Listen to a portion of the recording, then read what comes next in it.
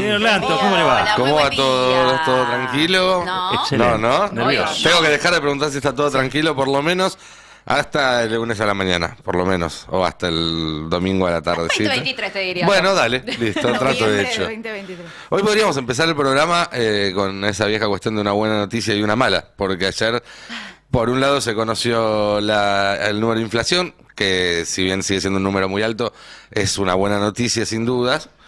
Y si se sigue, digo, y si es la primera de una serie de buenas noticias en ese sentido, será aún mejor. Y por otro lado, la Corte Suprema que volvió a asestarle otro golpe a la institucionalidad, o dos golpes, mejor dicho, porque por un lado confirmó la condena de Milagro Sala de una manera absolutamente burda, ¿no? Por el momento en que lo hizo, por la forma en que lo hizo. Las lecturas políticas ahora las vamos a ir tirando de ese hilo, pero sin ninguna duda fue un mensaje mafioso. Y por otro lado, otra vez la Corte haciendo un enchastre, metiéndose en decisiones que corresponden a otro poder del Estado, en este caso al Poder Legislativo, a la Cámara de Diputados, en lo que hace a la representación de esa Cámara ante el Consejo de la Magistratura. Recordemos que está presidido por el presidente de la Corte, que a su vez llegó a ese puesto votándose a sí mismo, todo sumamente desprolijo, todo sumamente poco institucional, aunque los defensores de la República no se estén rasgando las vestiduras, y todo sumamente inseguro en el sentido jurídico del término, algo que muchas veces se reclama, y vemos organizaciones empresarias, hasta gobiernos extranjeros diciendo hay que respetar la seguridad jurídica en la Argentina, y todo el enchastre que está haciendo la Corte Suprema no pareciera despertar la misma inquietud. A ver, para que se entienda el grado de incerteza legal y jurídica en el que vivimos inmersos los argentinos, la Corte Suprema en este momento está decidiendo o está utilizando criterios contrarios para decidir sobre temas análogos. Ajá. ¿Sí? En general, una corte, un tribunal establece una jurisprudencia, cuando aparece un caso dice, bueno, estos casos se resuelven así, y eso derrama hacia abajo, aunque no obligatoriamente, el sistema argentino en ese sentido, digamos, permite que cada juez tome sus decisiones, pero de alguna manera sienta un precedente para que todos los casos similares se resuelvan de la misma manera. Ahora tenés a la Corte Suprema definiendo el caso A y el caso B de manera distinta según quién es la persona que está Sí. en la, en consideración. Y eso nos vuelve a todos los argentinos susceptibles de ser víctimas de la injusticia más profunda, que es que nos quiten la libertad, nos quiten nuestros bienes, y la verdad es que eso atenta contra los principios más básicos de la Constitución, que son la igualdad ante la ley. Sí, lo cual quiere decir que el criterio de la Corte no es de la Corte. Digo, porque no es que entre una cosa y otra tuviste un criterio que se revirtió, como por ejemplo fue el 2x1, salvo para Rosenkrantz, que es el único integrante que no revirtió su criterio. Rosenkrantz sigue considerando que Sí. los genocidas tienen que tener el 2x1. Ahora, en este caso no tuviste una revisión en el medio del criterio. Es decir, que entonces el criterio ya no es de la Corte. Si la Corte puede, para dos cosas distintas, para dos cosas iguales, decir dos cosas distintas, es que efectivamente quien está escribiéndolo está por fuera de la Corte misma. Sí. Sí, y el gran peligro ahí es que ya no tenés parámetros objetivos que te permitan decir, objetivos entre comillas obviamente, pero que te permitan comparar a todos con una misma, un mismo horizonte, ¿no? Con un mismo artículo, con una misma ley. Depende de la situación. Es como elige tu propia aventura, ¿no? ¿Qué camino querés tomar? Podés tener distintos destinos partiendo de un mismo punto. Es extraño. Nadie sabe si es inocente o es culpable. Ese Bueno, es el drama. Eso. Pensemos que la constitución de esta corte fue generada, entre otros, por Pepín Rodríguez Simón, que está prófugo de la justicia, de esta justicia, así que imagínate cuál es el concepto que él tiene de lo que ayudó a armar, ¿no? Entonces, la verdad es que cualquier decisión que tome esta corte, ya desde el vamos, está como deslegitimada, ¿no? Desgraciadamente, creo que abusan de una cuestión en la que la política todavía no logró resolver, que es cómo se logra una nueva Corte Suprema. Creo que es una demanda cada vez más extendida. Bueno, obviamente faltan las manos para levantar, ¿no? En el Congreso. Sí, a mí lo que me preocupa más hondamente, más allá de la coyuntura, más allá del 2023, cuando se pierde la confianza de una sociedad en su sistema político, es un drama. Implica una crisis institucional de fondo. es un drama que se puede estar transitando ahora, ¿sí? La proscripción de una candidata que representa a varios millones de personas le da descrédito al sistema político. Total. Cuando entra en descrédito el sistema judicial, es mucho peor, es un cataclisma. Porque cuando una sociedad deja de confiar en los jueces, que son los que tienen la última palabra sobre su libertad y sus bienes, porque un político te afecta, y te afecta muy directamente, pero está mediado siempre. Sus decisiones llegan hacia vos mediados. La Argentina, que viene viendo a su poder judicial de manera muy negativa desde hace décadas, es el peor conceptuado, incluso peor que los milicos, peor que la policía. Peor que la iglesia. Ahora le está sumando a eso un nivel de intensidad a ese descrédito y de visibilidad de ese descrédito, porque hasta ahora era algo más privado, si se quiere. Cada uno sufría su pequeña propia injusticia en su hogar, el que tiene a un familiar privado de la libertad sin sentencia de hace años, el que entró en un pleito por alguna cuestión comercial o con un vecino y se encontró que como la otra persona era amiga de un secretario del juzgado, entonces digo, todas esas pequeñas microinjusticias privadas que existen y desde hace mucho tiempo, ahora están tomando una forma pública. Y si esa forma no se canaliza desde la política, bueno, esto tarde o temprano necesariamente va a terminar mal. Sí, Sí, tal vez para puntualizar, para quienes por ahí todavía no lo vieron y están en el destapeweb.com también, fue la Corte, en este caso, de manera unánime, es decir, los 4 integrantes, Rosenkrantz, Rosati, Maqueda y Lorenzetti, que confirman este fallo de primera instancia del Tribunal de Jujuy en la causa Pibes Villeros y que decide confirmar los 3 años de prisión para Milagro Sala. Y a esto se le suma Gerardo Morales, que en su cuenta de Twitter ya salió a hacerse eco ayer mismo diciendo que no solamente está acompañando esta decisión de la Corte, sino que además él iba a promover que sea de cumplimiento en cárcel común la detención. Hay que recordar que durante el macrismo se llegó a una instancia internacional, porque la Argentina no estaba impartiendo justicia, vinculada a la Comisión Interamericana de Derechos Humanos, que generó que pueda tener una domiciliaria Milagro Sala con también un montón de irregularidades. Bueno, el mismísimo gobernador sale a celebrar este fallo de la Corte, digo, total normalidad, ningún indignado. Cuando Alberto sí se pronunció sobre la condena a Cristina, salieron con la República en la mano. Bueno, acá nadie le alarma que salga a hablar de la condena a Milagro Sala.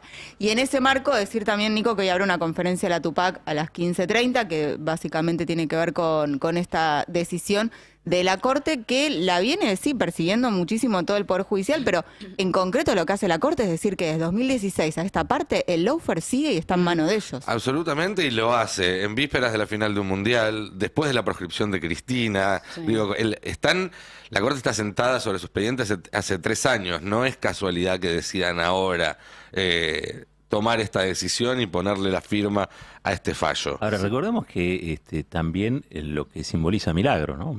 Son movimientos sociales, la Tupac Amaru es un movimiento social y político, es un movimiento social y político kirchnerista, digamos, después de tanta estigmatización.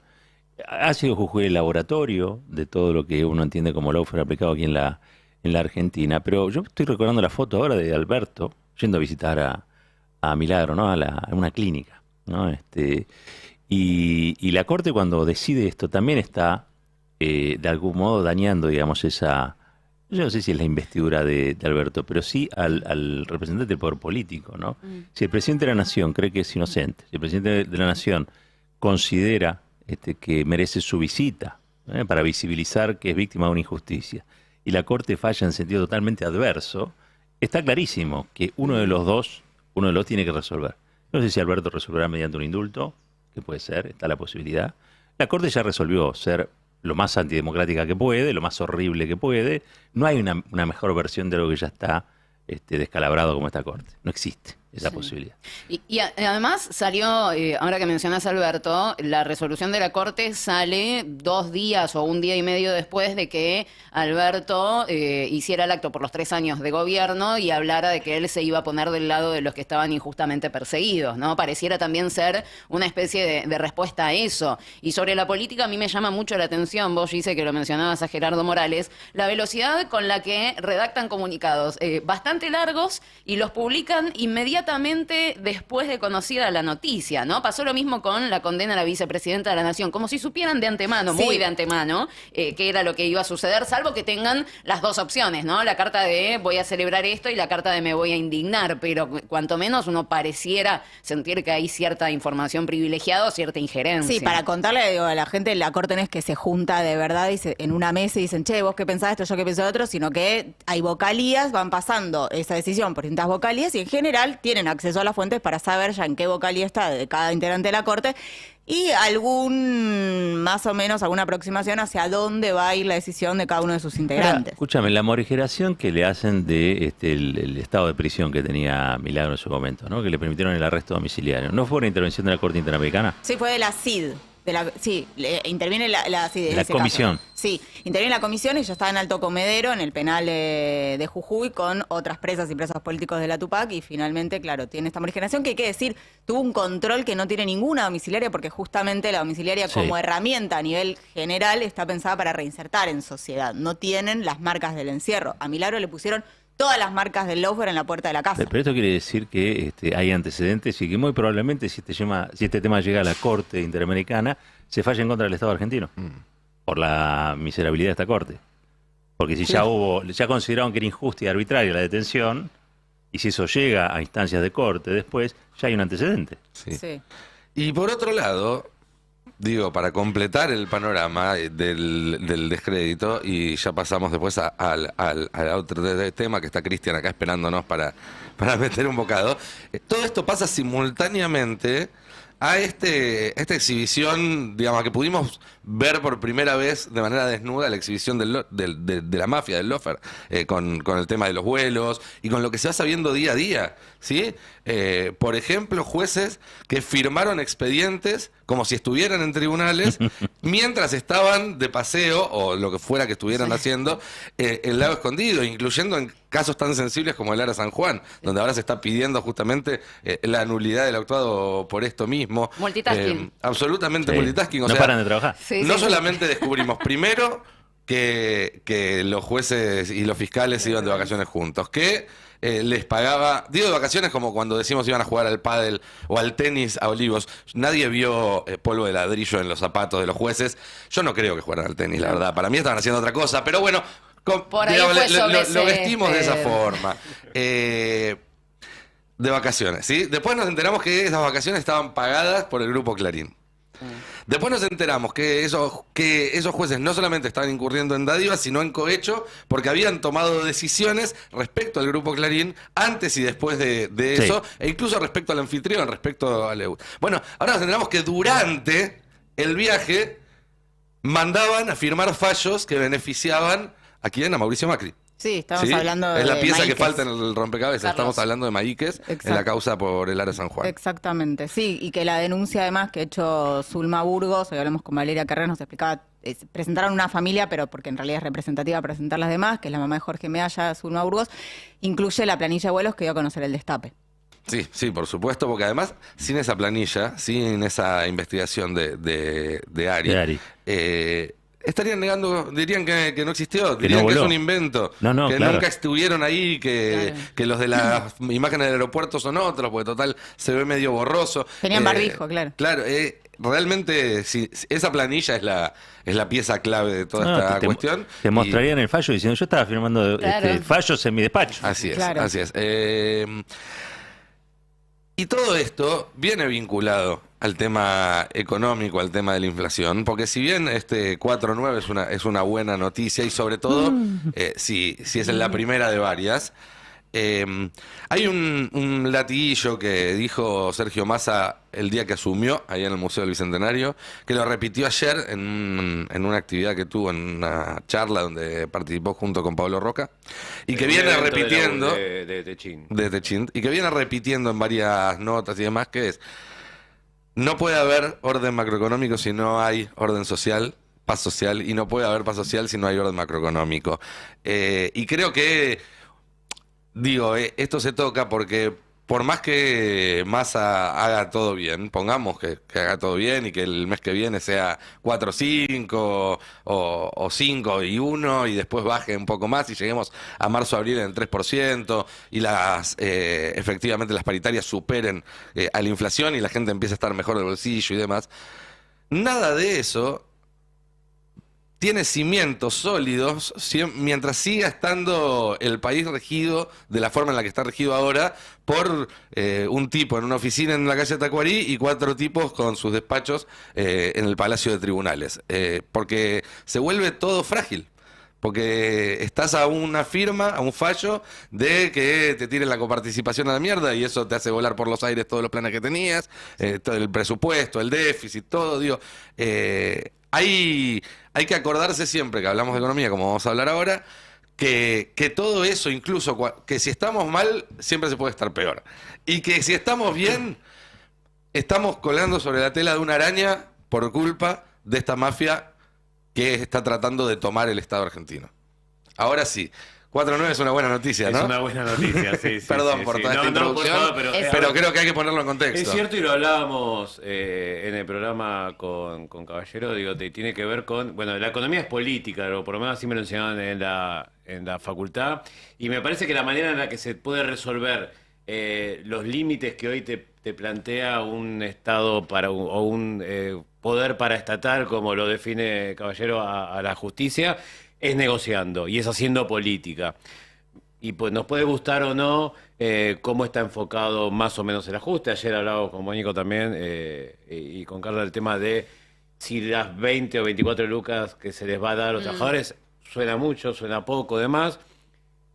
¿Dónde está recayendo el ajuste y demás? Pero digo, se está llevando a cabo, está claro que se está llevando a cabo un plan integral que esperemos que tenga resultado, pero se está llevando a cabo, se está implementando, digo, porque no es esto el efecto de, bueno, es un paliativo, vamos a tener 2 meses de tranquilidad, después todo explota por el aire, porque no se está haciendo nada más que hacer acuerdos. Que no es poco, de hecho hablábamos de lo amplio que fue, y de hecho cuando uno empieza a ver el resultado dentro de lo que es el índice de precios, que como vos bien decís da 4,9, encontramos que los alimentos da 3,5, por debajo del general y por debajo de lo que se acordó con estos acuerdos de precios justos y precios congelados. Recordemos que abarca a casi más de 40.000 productos, si sumamos precios congelados más precios justos, y el plan era que no suba más de 4%. Bueno, subió 3,5 primer mes.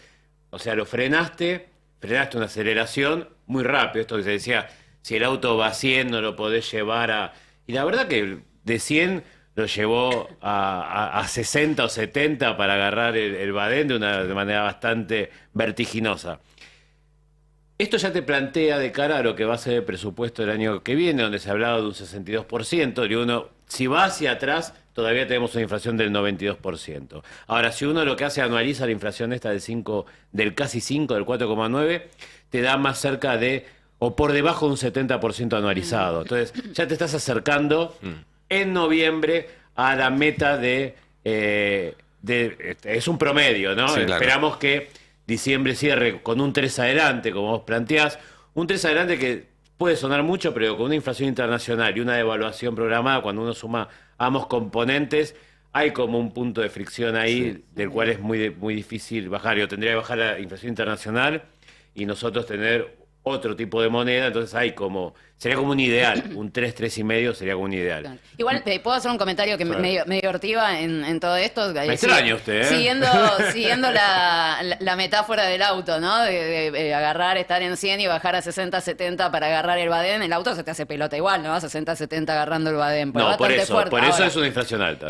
Sigue siendo una inflación alta, pero también sería un logro enorme. Primero, ayer ya se logró que por lo menos no salieran todos como salían a mansalva a hablar de la inflación. Obviamente tuviste críticas de parte de la oposición, pero ya ven que no vamos a estar por arriba del 100%, lo cual les corre a ellos algo que ya tenían preparado para atacar. Les corta la agenda. Les corta un poco la agenda, no salieron como salían siempre. Bajar del casi 100 al 70, 60 sería un logro muy importante. Ahora bien, 60, 70 sigue siendo una inflación muy alta en un año electoral, además.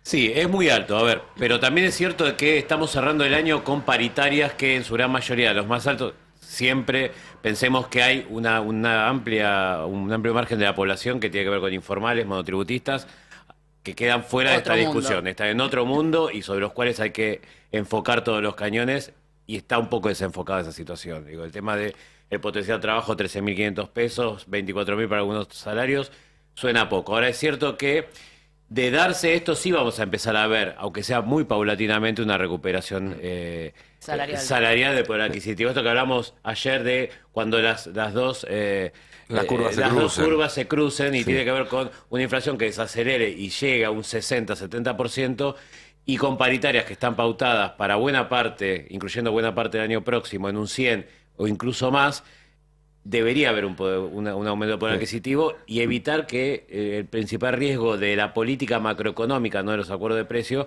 que no se enfríe la economía. De hecho, ayer hubo, y con esto no quiero aprovechar el bocadillo para hacer un gran festín, pero digo, ayer también se conoció un dato que me pareció bastante interesante y lo charlábamos, que tiene que ver con la actividad económica, un tercer trimestre que dio cerca de un 6% de crecimiento, y muy traccionado por el consumo interno, que es el principal componente de la actividad económica argentina, y es el que hay que cuidar porque además es el verdadero que derrama es el consumo interno, que derrama en mayor consumo, mayor actividad, mayor inversión, y que hay que cuidar con un mayor poder adquisitivo. Entonces también fue un buen dato de poder cuidar eso. Sí, hay otra también diferencia más allá de lo numérico, cuando vos bajás una inflación que estaba a punto de tocar el 10 mensual a la mitad.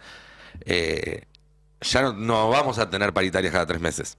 ¿Sí? Claro. Si se logra mantener una línea de un 5, después 4 y demás, se vuelve al régimen paritario que teníamos antes. 2 veces por año, una con año con una cláusula gatillo. Eso también te tranquiliza muchísimo todo, porque dejás de pensar, digo, todo en esa cosa inmediata que había sido julio, agosto, no sé si se acuerdan, donde no podías planificar más que 2 o 3 semanas para adelante. Vos cobrabas un mes y no sabías cuánto iba a valer tu sueldo al mes siguiente. Encajonás un límite, por lo menos. Es algo más... lo podés visualizar. Cuando la inflación empezó a volar por esos niveles, digo, recordemos que hubo meses como julio o como junio donde hubo remarcaciones en un mes, electrodomésticos, algunos alimentos de 2 dígitos, 10, 15, 20%. Sí. Digo, se pierde cualquier tipo de termómetro, cualquier tipo de parámetro y todo medio vuela por los aires. Me parece que también encajonar e ir llevando, digo, en ese sí me parece que también los acuerdos de precios, mientras vos acomodás el déficit, el gasto y demás, ir encajonando con los acuerdos te permite eso, de que no haya cualquier locura. Y un paréntesis, digo, pensemos que también estos índices de inflación impactan, porque hay mucho que está atado a la inflación. Títulos públicos, bonos y los alquileres. Entonces, todo se indexa de una manera distinta cuando tenés que discutir ese tipo de cosas. Sí, y también me parece interesante detenernos un momento en cómo se logró esto.